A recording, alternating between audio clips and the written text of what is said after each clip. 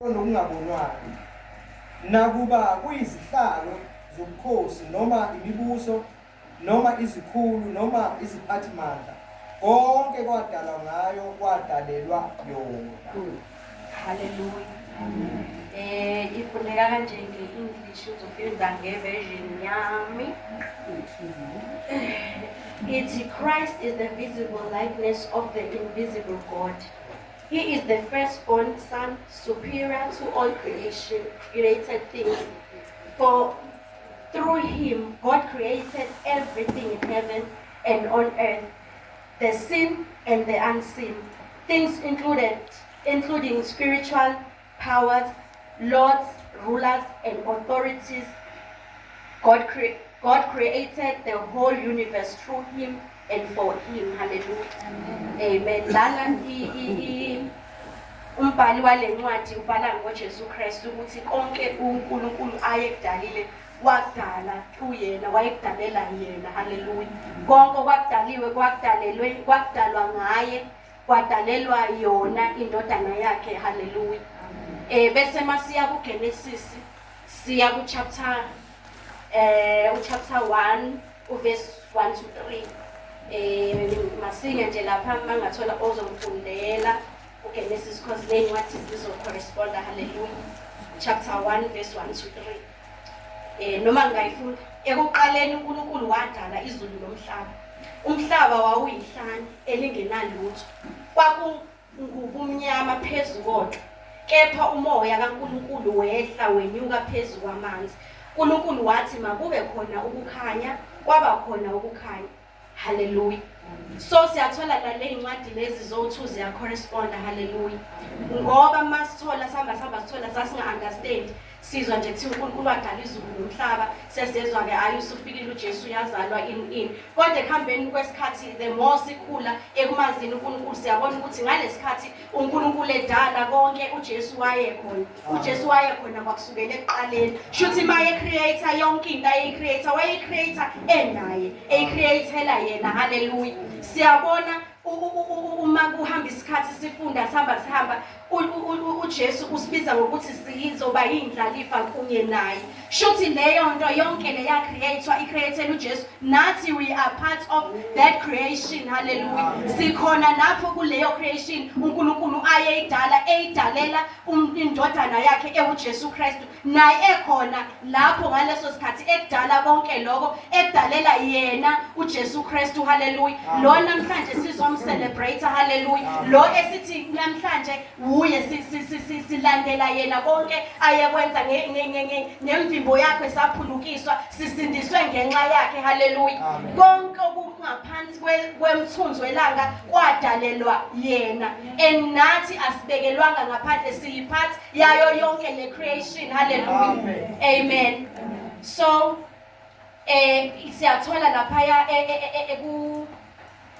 verse 3 uthi makube khona ukukhanya. Hallelujah. Amen. Shuthi kwakumnyama, kushiyo kwathiwa kwakumnyama, kungana lutho. Before uNkulunkulu create yonke into kwakunokumnyama, kwakungeke kuze kwazi ukuthi lezi zinto ekwakumele ayicreate kumnyama. So wathi makube khona ukukhanya. Yilento eyenzakalayo uma wamukela uJesu njengenkosi nomsindisi, ngoba uyasho ukuthi yena ungukukhanya. Ungukukhanya mawumamukele empilweni yakho, automatically kuzokhanya empilweni yakho. Hallelujah. Impilo yakho angeke ize ifane. Amen. Lokho esithenjiswe kona, lokho okukhona la, ngoba liyasho izwi lakho ukuthi nathi siyindlalifa kunye naye. Khona la ebengilibhale khona because angikwazi ukuwabamba amavesi. Amen. Angazi cishe khona sizobona ukuthi lento engiyikhulumayo ikhona ukuthi nathi we are izindlalifa kunye noKristu. Nizoyibona lento engiyishoyo. Amen. Ngoba khona la engifuna ukuthi ngiye khona. Amen. Mhlambe bakulinde ngosama ukukhumbula lingakuphi ngisancheka la kuma notes ami ukuthi siyindlalifa kunye naye uKristu. Amen. Hallelujah. Romans 8. So Romans 8 verse 17 sacela siye kuye nje ngokuphuthuma sizoconfirma lento engiyikhulumayo ukuthi yinto ekhona ngempela. Amen. Uverse 17 cela osetholile ngifundele. Amen. ngiphethe engingajwayele iBhayibheli lesizulu ngisabathe ngiyavula angiboni kahle ngcono le English ngiyavula izinto zami angikhona ukubona amen ngixolele bazalwane amen sacela utholile ngifundele ngesizulu. Uma ke singabantwana siyizindlalifa futhi izindlalifa zikaNkulunkulu izindlalifa kanye noKristu uma phela sihlupheka kanye naye ukuze siphiwe inkazimulo futhi kanye naye. Hallelujah. Liyasho la iBhayibheli ukuthi nathi sizindlalifa kunye naye uKristu amen. So yonke lento eyacreator yayicreatelwa nathi bazalwane. Ingakho namhlanje ngizothi kukho konke okwenzayo kuyo yonke into menze uJesu Kristu abe isenta yempilo yakho. Abanye bayahamba bayoconsult ebantwini before umuntu enza into akayenzi enganayo umuntu abuze ukuthi ngakwenza yini lokho. Thina singabazalwane sesinikwe into engaka sesinikwe izulu nomhlaba yonke into icreation yacreatelwa nathi uqobo because asivalelwanga ngaphandle. Sihlulwa yini ukuthi naye lo Kristu sesinikwe yena simsebenzise siyenze lento athi siyenze ngoba into esikhohlwayo ukuthi ugcina ngokumamukela la bese usukhohliwe izimo ziyafika ziyak-attack izimo usukhohliwe ukuthi unoKristu onakho konke onayo yonke into isiliva negolide likuye thina lapha ngaphandle kumele ngabe sinqotshwa izimo kumele ngabe each and everything siyayi-overcome ngoba we have Christ ngaphakathi kithi ophila kithi amen. Hallelujah. Namhlanje ngithi ake simenze abe uye isenta yezimpilo zethu kukho konke sibize yena kube uyo oza ekuqaleni kuyo yonke into esiyenzayo lapho esihamba khona emsebenzini yethu kube uKristu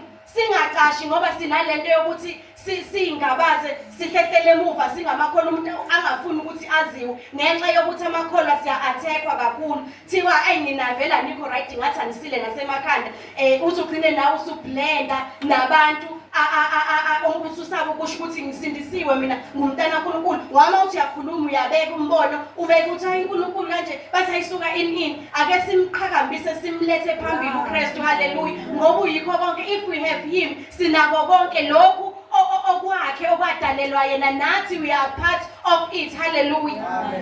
Size sindlule lapho ngicela siye kuNumbers chapter 21 verse 8 hallelujah. Numbers 21 verse 8 amen.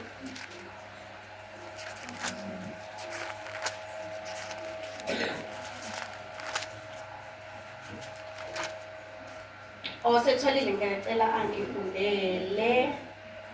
uJehova wathi kuMose, zenzele inyoka enesihlangu, uyibeke ensikeni, uyakuthi yilowo nalowo olunywayo lapho eyibheka uyakusinda. Hallelujah. Kwase kuneshayo eziningi ezasezenzekile so la kwase sekufike ekugcineni so uNkulunkulu useyalela uMose ukuthi akusiyo le no ngiyaxolisa abazalwane ila ababe sebephumile eGibhithe sebeyahamba sebebona ubude bendlela sebeyaqala bayacomplain ukuthi kube asiphumanga bakhohliwe yibo konke abebebhekene nabo lemuva bakhohliwe ukuhlukumezeka konke abadlule kubo sebekhumbule emuva bona ngoba nakho bebona ukuthi ngathi indlela yinde sebebala indlala sebebala izinto eziningi sebekhohliwe ukuthi uNkulunkulu benzeleni haleluya. So mabenze njalo sebekhuluma kabi ngoMose bakhuluma kabi ngoNkulunkulu. uNkulunkulu athumela inyoka ukuthi zibadle mazibadla abanye bafa abazange baphile ngoba zazinophuthi haleluya bakhala bayisola babuya kuNkulunkulu bazocela uxolo kuMose ukuthi akabacelela uxolo kuNkulunkulu amen. uMose wabacelela uxolo kuNkulunkulu so uNkulunkulu wathi uMose akakhande inyoka yethusi ayibeke ime ozofuna ukusinda akaye kuye abheke yona leyo nyoka uzosinda haleluya. La kwakuyisithunzi esasibonakalisa uJesu haleluya ukuthi ozobheka kuJesu uzosinda noma ngabe yini ongabhekana naye empilweni. uJesu uyikho konke, uyisenta yayo yonke into empilweni yakho. Uma ubheka kuye uzosinda. Lesifo esasibaphethe inyoka kuyashiya ukuthi mayikulumile inopoison vele uyafa. Kodwa kwaba khona isolution kwaba uJesu Kristu. Nakuwe empilweni yakho, whatever you might face, wazi ukuthi if you take Jesus and make him the center of your life, uzo overcome yonke into. Uma ubheka kuye inyoka yethusi, hallelujah. This represented him esesiphambanweni ukuthi mawubheka kuye uzawusinda, hallelujah. Noma ngabe yini evelayo, ungakhohlwa ukuthi Jesus is the center of everything. Yonke into ingaye yonke into. Thina sihlulwa yini ukuthi yonke into siyenze yena abe yi-center of attention ey'mpilweni zethu. Uma uphuma ekhaya umbize uthi Jesu ngiyaphuma. Uma kwenzeka nangobe yini uthi Jesu kuwukuthi ngoba siyambona ukuthi yonke into singamakholwa. I-secret yethu ukuthi sazi uJesu, hallelujah. Into ukuthi sazi uJesu, sizoze sitshele izinto ey'ngekho ey'ngamanga, sinikwe amafutha, sinikwe amanzi ngoba singayazi indawo yethu, singamakholwa, singamazi amandla esinganawo, singamazi lo phakathi kwethu omkhulu kunalo sezweni, hallelujah. Ngoba mkhulu uJesu ongaphakathi kwethu, hallelujah. Asimthathe simfake ngaphakathi. Uyasho ukuthi mthathe umenzo wakho akubiyele, hallelujah. Umsuwenzo wakho uzokubiyela. Singabi nokwesaba, ungabi nokungabaza noma ngabe isiphi isimo esingafika. uJesu he is so powerful, anganqoba ngisho ikhensa. Noma ngabe yini odokotela bathi ayingeke sisakwazi, angeke usaphila, kodwa uJesu eyisenta yempilo yakho, yonke into izofalla into place, hallelujah. Awuthola umsebenzi, awukwenzeki izinto zakho, akudingi ukuthi uze uye kumuntu, akudingi ukuthi uzushintshe ibandla, uze kuthiwa kunomprofethi lapha ehholo ugijimele lo mprofethi. Uyamdoubta yini lo ngaphakathi kuwe owamamkela, hallelujah. Uyamdoubta yini? Akumele simdoubte, akumele simgabaze, kumele sibe boldly sideclare ukuthi unguye ungaphakathi kithi, hallelujah. He is the center of everything. Yonke into leyadalwa eyadalelwa yena, nathi we are part of it, hallelujah. Siyingxenye yakho, kumele sibuse phezu kwazo zonke izimo, hallelujah. Akumele sivevezele masiya kuma interview siyofuna ngokwethu, hallelujah. Kumele siye ngokuyithemba ngoba siyazi ukuthi sinikiwe konke sekungokwethu, hallelujah. Noma ngabe isiphi isimo uyakadokotela uze ukuthi awuzizwa kahle, mhlambe kuthiwe kwathiwa nginani, kodwa wazi ukuthi nomvimbo yakhe ngaphulukiswa, hallelujah. Bamshaya amanxeba ngamanxeba, thiwa ngalayo manxeba saphulukiswa. Declare that every day ukuthi ngamanxeba akhe ngaphulukiswa, hallelujah. Amen. Asingamdoubt uJesu Kristu. If we have him, sinako konke esikudingayo. Asidingi lutho, asidingi umuntu ozositshela, akekho ongasitshela. uJesu yikho konke ngoba siyazi sitsheliwe. Namhlanje ngizovuselela lokho ukuthi singamgabazi, singakhohlwa yilowo esamamukelayo, hallelujah.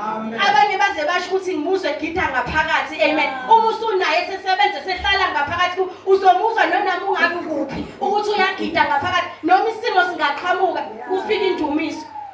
Kungathi udumiso. Mina ke mazi ngibambe kahle, ngivele ngivulele amaculo ami, ngidlalele wona amaculo. Mhlambe zingibambile nje kakhulu, angikho right. Mangiqeda ukukhuleka ngiyakhuleka bese ngiyeza ukuthi kuyehla ngihleke ngoba sengiyeza ukuthi usenginikile amandla.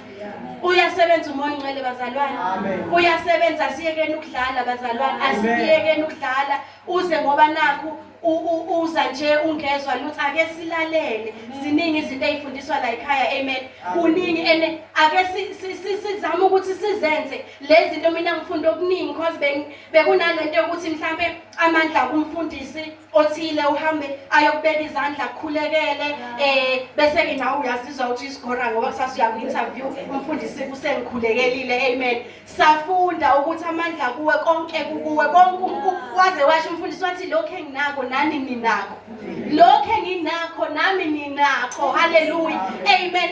Akukho ukuthi kukumuntu ngoba ekugcineni uzogcina ithemba lakho ulibeke kumuntu, kanti akufuneki lokho ukuthi ithemba lakho ulibeke kumuntu. Wena unguwe, unakho konke, awudingi lutho. Ukubekile ukuthi ubuse phezu kwayo yonke into. Angithi ngalesikhathi kudalwa wambumba umuntu, wambeka phezu kwayo yonke into. uJesu Kristu mayisefe esiphambanweni wayefuna sibuyelwe yilelo gunya lokuthi sibuse phezu kwayo yonke into engaphezulu komhlaba, hallelujah. Thina konke kwakubekwe thina ukuthi sibuse la emhlabeni, hallelujah. Kwakubekwe izimo, haleluya. Siyakhohlwa thina, sibuswe izimo, sibuswa abantu, silalela abantu ukuthi bathini. Thina sesingcono ngoba sesivuliwe amehlo. Abanye abawazi amaqiniso lawo esiwaziyo thina. Thina sasizambule ezinkulu, sazimfihlakalo ezinkulu kabi. Ngike ngaba surprised mangithi ngifunda iBhayibheli ngathi wow, yazi bengingakaze ngibone ukuthi iBhayibheli liya correspond from uGenesis kukhulunywa ngokuza kwaJesu. Uma ungakazi umbuleleke ngeke uzuyibone lemfihlakalo ukuthi from Genesis ukuza kwaJesu kwakukhona. Uyabona nangalesikhathi uAbraham thiwa kaletha indoda iminyaka eminingi engayitholi ingane. Useyojika lapho uNkulunkulu usethi leyo ngane hamba ohlabela ngayo. Uyahamba uthatha ingane uAbraham uthatha izinkuni ingane yayo ithwala izinkuni bayahamba bayakhuphukela entabeni bayohlabela ingane isizi yabuza ukuthi baba ngiyabona kukhona ini nani kodwa iphi imvu yomhlatshelo. Ingane ngalesikhathi ithwele izinkuni yayi represent uJesu ezothwala isiphambano ngoba namhlanje bethwele isiphambano. Haleluya. Yayi represent into eyayizokwenzeka. Haleluya. Ethwele isiphambano. Haleluya. Ethwele amaqalethe, ethwele konke okwethu. Kodwa kwakungakafiki isikhathi ngoba uNkulunkulu provided imbuzi ingqama ukuthi azosacrifice ngayo ngoba kwakungakafiki isikhathi ukuthi uJesu akwenze lokho. Haleluya. Kodwa kwakukhombisa into eyayizokwenzeka. Amen. Kwakukhombisa ukuthi kuzokwenzeka kanje. Wasithwala izinkuni ingane ikhombisa uJesu uzothwala. Wayithwalela uJesu akakhulumanga kashongo lutho.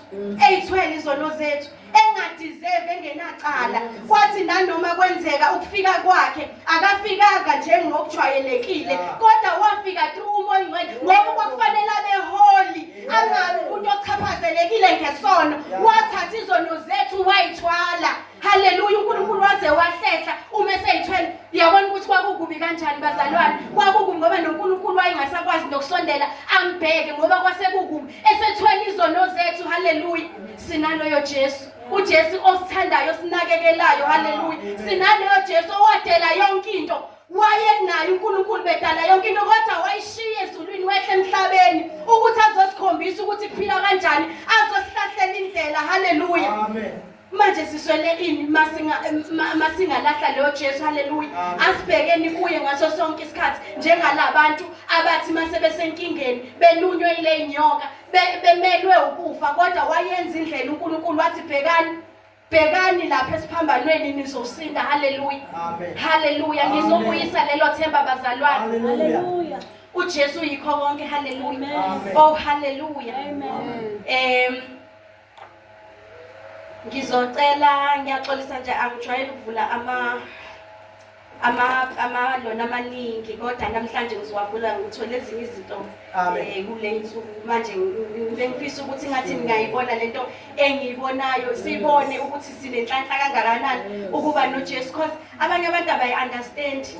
Yabona omunye ebesho ethi kulezi zinto zama-social media ethi-ke nake hawu kanti lo mjida ushona nini ngoba ngonyaka ophelile kwakuyile isikhathi esukuthi lo muntu besanda kuzalwa sewuyashona ini aba-understand abasi.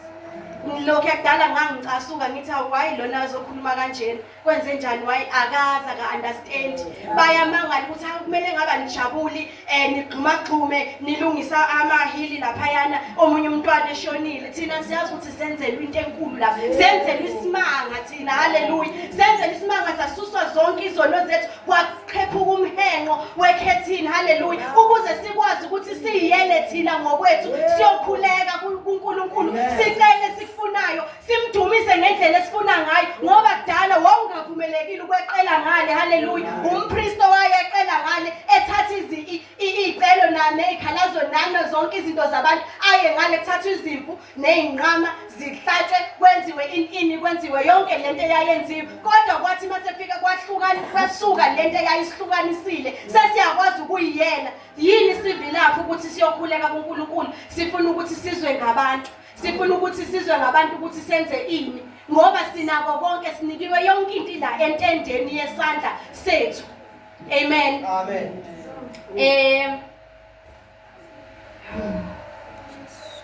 Hallelujah. Amen. Ngizocela siye ku-Exodus 12 verse 21 to 22. Angeke ngize ngithathe isikhathi eside bazalwane. U-Exodus u-12, 21 to 22.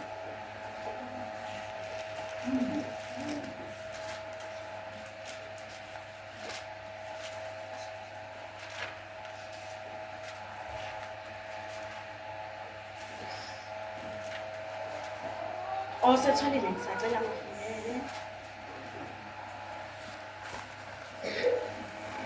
U-12 ngiyaxolisa chapter 12 verse 21 to 22.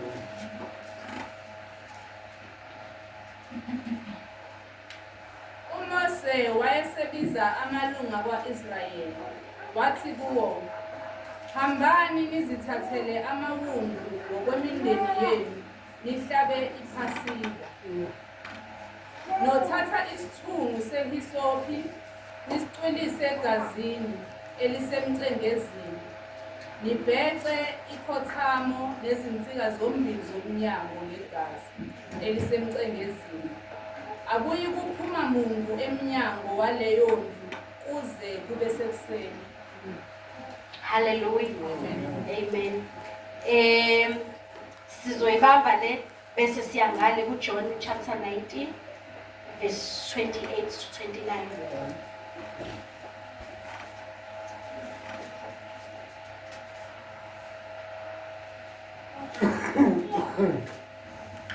Emva kwalokho uJesu ekwazi ukuthi konke sekuphelelisiwe ukuba umbhalo ugcwaliseke wathi ngomile.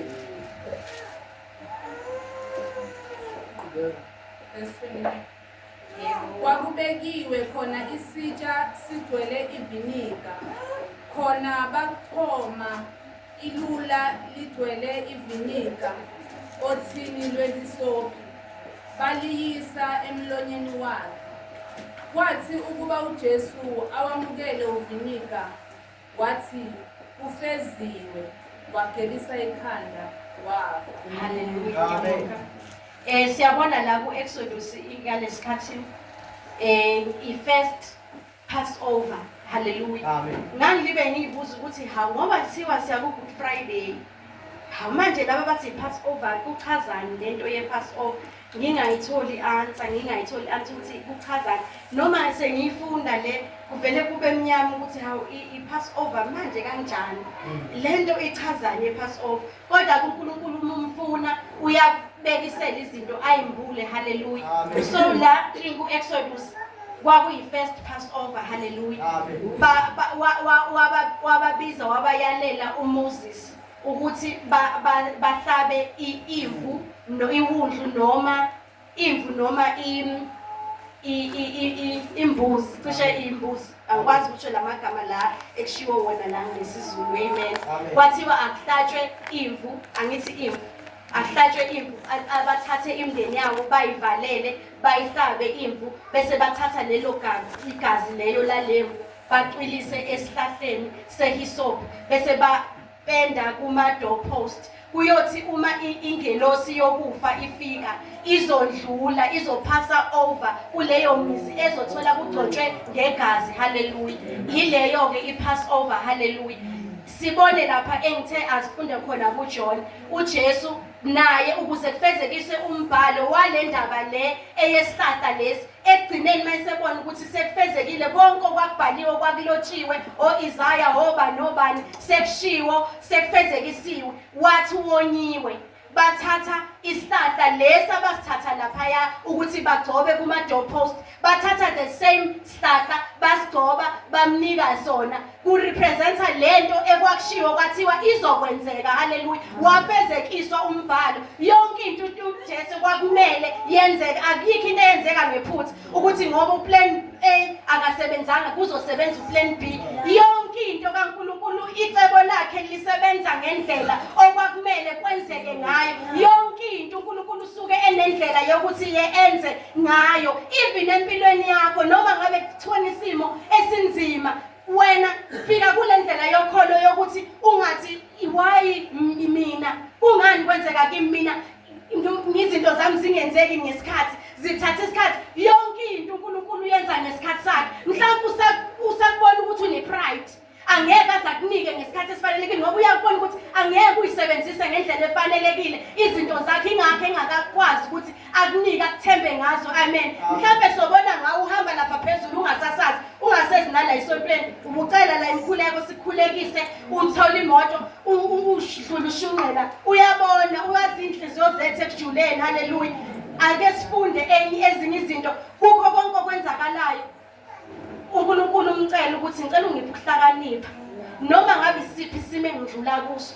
Ufike kwi-level yokholo la noma ngabe uyasibona isimo udlula kuso, uyitshela ukuthi hayi lesimo lesi sizodlula futhi ngoba sinzima kangaka kusho ukuthi lokho engizokuthola ngale lento ezoqhatheka la inkulu injengayo lesimo esinzima engidlule kuso. Amen. Ungabe usuyeka wena sesikubona uhleli phansi izinto azenzeki pho manje kuzokwenzakalani. Abanye nje omunye wayekhala ethi hawu kodwa singabazalwane yini kodwa kungasavuleki imisebenzi, singasayitholi imisebenzi. Ngathi mina kwafika nje kimi ukuthi hayi mhlambe yazi ngathi kuye yazi enye into esingayazi futhi esingayi-understand, mhlambe uhluleka ukubonga wena nje, mhlawumbe umuntu ongakwazi ukubonga. uNkulunkulu uyabona ukuthi awukwazi ukubonga wena, yingakho mhlawumbe sayibambile izinto zakho. Ezinye izinto ibanjwa izinto ezincane yingoba awukwazi ukubonga. Mhlawumbe angisho ukuthi mhlawumbe khona engimbhekayo nani mhlawumbe kwakunikela nje awunikeli, uyayihlale awusibonje lesidingo sokuthi uzonikela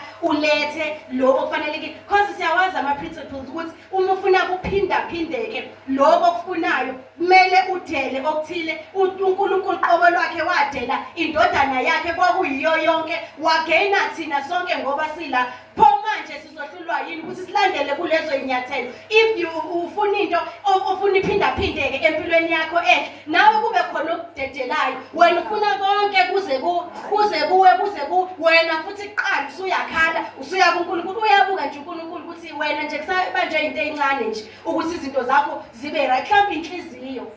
Mhlawumbe inhliziyo ikude noNkulunkulu, inhliziyo mhlawumbe uyeza nje, inhliziyo ayikho, awuyimisele, awuyazi into oyizelayo, kodwa wena uyayifuna izinto. Uyabona ukuthi lo muntu lo uselfish, akafuni ukwenza ukuthi ofuna ukuthi ngikwenze, akafuni ukuthi enze lokho kufanelekile ukuthi akwenziwe. Mhlawumbe awufuni nje nokulalela umuntu mayekutshela nje, awufuni nje ukuzwa izinto ezincane nokuthi umcele uNkulunkulu akushintshe i-character yakhe. Yazi khona enye into bazalwane singayi-understand, mina engayifunda kudala. Ibalulekile indumiso, haleluya. Ayikho into ebalulekile futhi ekuvulela indlela njengendumiso, because indumiso lapho yakhona kuNkulunkulu ungeyilutho.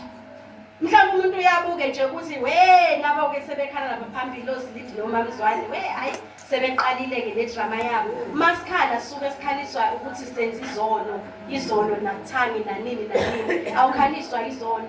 Ucabanga la uqhamuka khona njengoba umama Mzungeshithi ubofunda ubheke emuva la ubheka khona, ucabanga ukuthi uNkulunkulu ungithathephi, ucabange yazi angazi ukuthi ngayichaza kanjani, kodwa mhlawumbe abanye bayayi-understand, bayayazi into yendumiso uma isifikile kuwe. Awucabangi ukuthi ngishiye ekhaya kungenalutho. Yazi khona into eyenzakalayo uze ukuthi umoya ongcwele sewuthathe over manje. Thiwa mawusufike kuleso simo kungathi ungakhala, kokunye ngathi ungaqazuluka. Awukhaliswa ukuthi wenza izono, ukhona uwrong owenzile, cha, ukhaliswa ilothando umuzwe ukuthi uyabona angingedwa-ke manje, ungembathile ungikhubezelile. Uzizwe ukuthi yabona angingedwa, uNkulunkulu ungembathile ungikhubezelile. Uma sekufika leyo nto ilesikhathi umoya ongcwele esebenza. Uyazi ngaphakathi uyakwazi umntwana wakhe uNkulunkulu, uyazi ukuthi unenhliziyo ephi, uyakwazi ukuthi awukwazi ukuxolela, uyakwazi ukuthi awunawo amagqubu. Ufike uNkulunkulu akhiphe amagqubu, akhiphe inhliziyo ephi, akhiphe konke okungafunelekile, afake okwakho okusha. Uzizwe nawe ukuthi nginepeace. Uma sesiqedile ukukhala, uma ngabe sibona sesisineka sesigijima la, suke sesinepeace. uNkulunkulu ekhiphe konke, usenzele okuningi uNkulunkulu besingakwazi ukuxolela. Sinezinto eziningi siyawubona umehluko, uNkulunkulu uyasebenza. Inhliziyo yakho uyinikela kuyo yonke. Uma usufika esikhathini sokumdumisa ukhohlwe nje iyo yonke into, ngoba hlale kushiwa ama-worshippers hayi bo khohlwani iyo yonke into, ufocus-ke manje kuNkulunkulu. Sifuna ukuthi uzwe lento lobo mnandi lobo busuke sesibuzwa la uNkulunkulu esefika eseku-embrace, uzuzwe ukuthi yabona ungimbathile, angingedwa-ke manje. Uyizwe ipeace ngaphakathi kuwo, uyizwe impilo yakho ishintshe. kokunye uNkulunkulu ufuna lokho ngoba uyasho nasezwini lakho ukuthi ake nifune mina kuqala konke okunye uzakunezezela. Ake sifunde ukumazi uJesu sikwazi konke asenzele kona, sikwazi ukuthi ufunani ngempilo zethu, konke okunye kuzonezezela. Thina sigijima ukufuna izinto eziphathekayo, sifune ini nani, sikhohlwe yilento esilethelwe yona ukwakha ibandla, sikhohlwe ukwazi uJesu, sikhohlwe yonke into ukuthi yonke into ingoJesu. He is the center of everything. Ngoba noNkulunkulu wamenza center yayo yonke into. Wayena indodana yakhe la edala yonke into. Shuthi babebuka nje besho ukuthi awukwaze kwakuhle. Ngoba kuyashiya ukuthi wakubona konke kuhle. Shuthi babebuka bobabili asho njengondodana yazi kwaze kwakuhle buka amanzi. Buka kunjani nayo indodana isho ukuthi uyazi wenza into right, kodwa ngeke ngize ngikwazi ukuthi ngi-enjoye yonke lento ngingedwa. Nabanye abazoba khona kumele bayi-enjoye yonke leyo nto. Asikho isidingo sokuthi ukhathazeke. Ma unoJesu nayo yonke into, ma unoJesu nabo konke, asike siyimemezele indaba kaJesu boldly la sihamba khona ey'kolweni usho ukuthi mina nginoJesu umntwana kaNkulunkulu ngisindisiwe. Ubone ukuthi angeke akusiza yini, uyidalule mhlawumbe uwedwa ngeke ukwazi ukuyi-expressa phambi kwabantu, uwedwa ukukhuleke ngamandla, ubone ukuthi uNkulunkulu angeke ayikhiphe yini izinto ey'ngafuneleki, mhlawumbe into ey'ncane ezikubambile, mhlawumbe nje uyiyouth une-attitude. Uma khulunywa nawe ukhuzwa awufunje wena ukutshela, angeke nje uzungitshele, ngeke nje mina nje uGeli ngimtshelile nje ngathi nje mina angeke ngize ngikwenze lokho. Wena kodwa-ke ufuna ukuthi kube nezinto ezi-right ezenzakalayo empilweni yakho, kodwa wena uGeli uyamtshela nje ukuthi ngeke. Uyabona uNkulunkulu ukuthi lo noma ngamnika umsebenzi or ngingamnika mhlawumbe ukuthi ahambe uzofika ayiphathe kanje, angabi right, angabi nje right, angenzi ngendlela efanelekile. Ake sifune uJesu, simenze isenta yayo yonke into, sibone ukuthi yini esizoyiswela. Haleluya. Sibone ukuthi angeke asenzela yini konke esikudingayo nesikufunayo. Amen. So kwenzeka njalo-ke kwiphasika kwafezekisa umbhalo loyana ukuthi uJesu uyiwundlu eliyilona.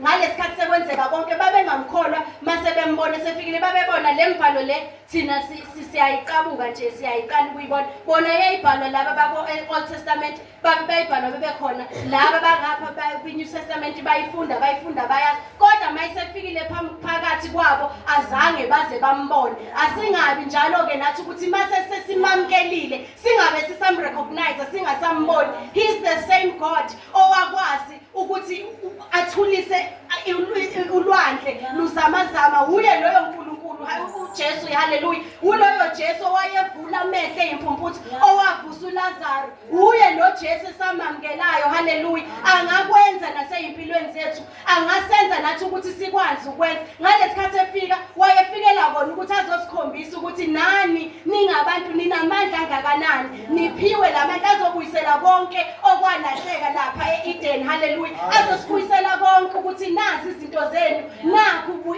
into isele ngakithi, konke kwethu kukithi, indaba isele ngathi, ukuthi thina ngalento eseyibuyiseliwe kithi thina senze njani, noma siyahlala phezu kwayo sikhohlwe silibe sihamba siyofuna le nale, ngoba isigcino nesiphetho uzoliba ufuna ungatholi, ungabi satisfied la, ubone ukuthi kwenzeka kancane, uzuhamba uyoguqa ey'ndaweni ezirong usubuyele emuva. Sibone wena usayingena indaba ngoba uhlulekile ukuthi uthathe zonke iy'khali zakho onikwe zona ukuthi uyisebenzise. Haleluya. Uma Mzunge bekhuluma ethi nezwi, izwi liyikho konke lokhu kudeclare, konke lokhu ukuthi wena wathi makube khona ukukhanya, wafika empilweni yami wathi wena ukukhanya, akwenzeka kube khona ukukhanya empilweni yakho. When you declare ngesibindi, ungayinyesi, ngoba lezinto ibhaliwe ezethu, haleluya, zinikwe thina makholwa, haleluya. Asiyideclare zibe ngaphakathi kithi, haleluya, siphile zona.